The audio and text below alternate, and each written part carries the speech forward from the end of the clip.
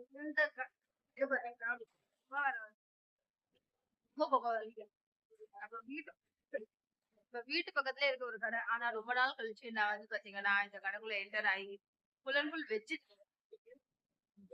எப்பயுமே வெஜ் கடைக்கு என்டரே ஆக மாட்டேன். ஆனா இந்த வாட்டி என்டர் ஆகியிருக்கேன். அது ஏன்றது கண்டிப்பா உங்களுக்கு புரியும். என்னோட நெத்தியிலே வந்து வச்சிருக்கேன்.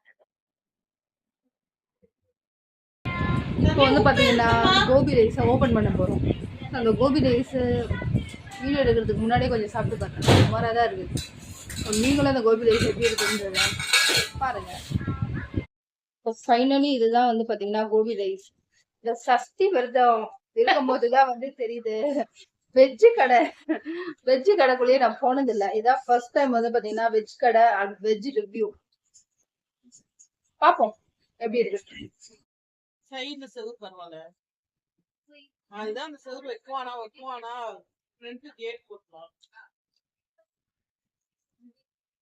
பீஸா மசாலா எல்லாம் போட்ட மாதிரி இருக்கு.